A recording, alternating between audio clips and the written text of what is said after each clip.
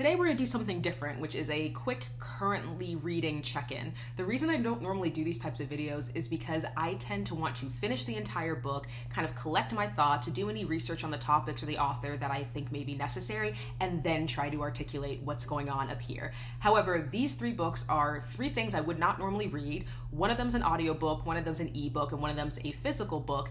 And all three of them I'm having a very interesting journey with. Like, there's one that I'm pretty sure I'm not going to finish. And if you've watched this channel for any amount of time, you know I don't really DNF books, but you'll see why in a moment. And the second one is, or the other one, excuse me, is a collection of essays, articles, and interviews that I'm intentionally reading slower. So I just kind of want to check in and see where I am with these three, and hopefully you get some entertainment or interest out of this. So the first is Pleasure Activism by Adrienne Maree Brown. Now, Adrienne Maree Brown is someone whose career I follow so closely. She is a talented writer, facilitator, mediator, activist, and her book Pleasure Activism is a collection of articles that she has written, articles that other people have written, essays, interviews, the way she uses the fictional work of Octavia Butler to inform her ideas around sensuality and community. It's just so fascinating, but it is thick. And because each of the sections are quite small and that some interviews might only last, 3 or 4 pages, some articles could be 10, I'm trying to take it one step at a time while looking at the way that she is intentionally collated all these different sources around the ideas of pleasure activism. And so far, one of the main things I'm learning is that for her, pleasure activism is not solely about the erotic or about the sexual, although that is part of it. And she really talks about this idea of how activism work and community building work is often seen as just a laborious task, as drudgery, as something that you are meant to suffer through, when in reality, it does not always have to be like that. And so much of this idea around, if you're not suffering, then you're not doing real work, comes from this puritanical model that just simply does not serve us. She also talks about the different ways that being in community with your lovers, with your friends, with your families, with your comrades and activists can be ways of generating pleasure in all different forms.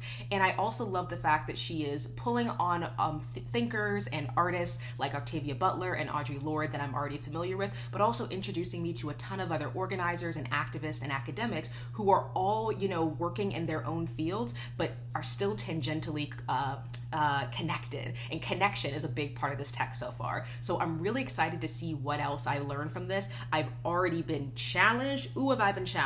Because I definitely buy into that puritanical model of work hard and suffer, unfortunately. I've already laughed a lot and been quite enlightened by the way that she writes. And I also have learned a lot about her because she is someone who intentionally introduces herself in each of her texts. She is very specific about coming into the space as a mediator, as a witch, as a healer, coming into the space as a Black biracial woman, as a queer person, as someone who grew up in a specific context, because she wants to make sure that we are clear that what she is providing is not a necessarily completely neutral and objective and quote-unquote scientific method of what activism is or isn't. She really rejects those binaries, but she's trying to explore it on a personal level, on a political level, and even though I'm only about 60 pages into a couple 100-page book, I'm really excited about what I have been learning and what I think I'm going to learn. So that was the first book. The one that I think I'm going to DNF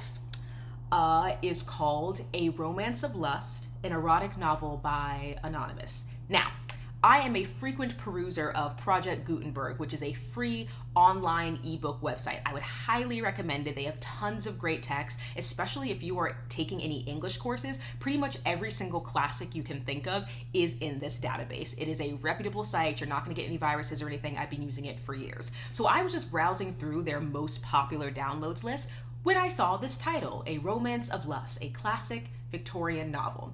Now, if you watch this channel, I don't really read romance books, I don't really read spicy books, but I recently watched a video from Swell Entertainment about spicy books and BookTok and some of the criticism that some people have leveraged against women who are building audiences talking about spicy books on BookTok and whether or not it's classy, whether or not it's appropriate to read in public, just all of this stuff that I found very interesting as kind of an outsider. So I thought, why not read a 1700s account of a spicy book?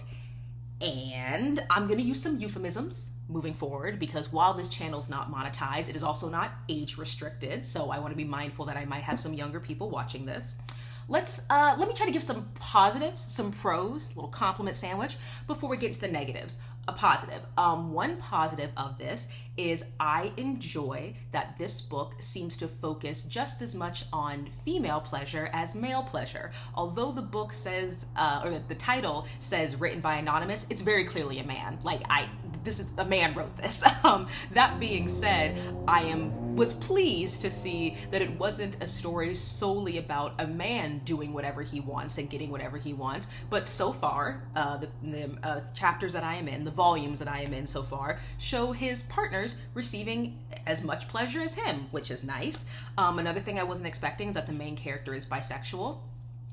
As someone who is part of the queer community, it is sometimes nice to be reminded that this idea of individuals being only gay or only straight that some communities and political pundits try to push forward is not true. And there have always been people who have existed on all aspects of the sexuality spectrum for generations, for, as probably as long as humans have been around. So that was nice. And another thing is there are some pretty cute euphemisms in this book in regards to references to Venus, references to certain things that occur in nature that may have a sensual appearance about them. There are some descriptions that kind of reminded me of Georgia O'Keeffe, although she was very specific about saying, I just paint flowers. I'm not trying to get into all that. So those are three things that I liked. The main thing that I dislike, that unfortunately makes up a significant portion of this book so far, and is the reason that I'll be probably DNFing it, is because of a series of relationships that the main character has with people within his family tree. There are several parts of this book so far that are, they're giving Sweet Home Alabama, they're giving Habsburg Jaw, they're giving Cleopatra and Ptolemy if their relationship was carnal and not just political. Do you get what I'm saying? If you don't, move on, please. And I don't like that. I am uncomfortable reading that. I know that we're in an age on the internet where we're not supposed to kink shame, but I'm shaming. I'm sorry. It's not for me, and I have serious questions for anybody who it is for, because that's your sibling. Oh, okay. So it's been an interesting experience. I'm not gonna say I regret downloading the book, but I don't know if I have the stamina to make it all the way through. I really don't. And also, as someone who is, as I said, is not super engaged in spicy book talk or, spicy books in general, I can't give you a chili pepper rating of how spicy it is. It's explicit. It's pretty freaking explicit. So make of that what you will. And the final book that I am currently reading, which also is interestingly enough about pleasure, but in a darker sense, is Madame Bovary. So I actually watched a film adaptation of Madame Bovary years ago, and it really struck me because the book centers around a woman who has very specific, passionate fantasies about love and romance and a life of excitement and wonder that in no way align with the life that she is living. She is the wife of a provincial doctor who loves her dearly, but is not quite the most fascinating, dashing man you'd expect. She lives in a relatively small town, the type of town that gets most excited about an agricultural convention coming, every few years. And you're seeing this woman really get bolder and bolder, riskier and riskier at the lengths that she will go to try to have the life she wants while hold on to the safety and security and, of course, financial stability of the life she has. And although I've seen the movie and I know where this ends, and trust me, it's a tragic ending, I have really been enjoying the book because, one, it's an audiobook that I'm listening to for free on Spotify, and the fact that I've been able to stay focused and stay present and kind of train my brain to process the story in a different way, since I almost exclusively read books on an e-reader or in person, in the physical form, has been a really interesting challenge. But also, I've really enjoyed how do I put this? I really enjoyed the way that the inner workings of the main character, Emma, have been described, because this book was written by a man, and I think we can all think of examples in which books written by men that feature main characters who are women, simply do not work. But in this book particularly, what I feel was so like, ooh, he knows something, was there's a series of moments in which Emma is thinking about what she wants to do, wants to run away with this guy she's having an affair with, wants to, abandon her child and not feel, that she is tied down to this idea of being mother. All of these reckless fantasies that I'm sure every woman has had at some point.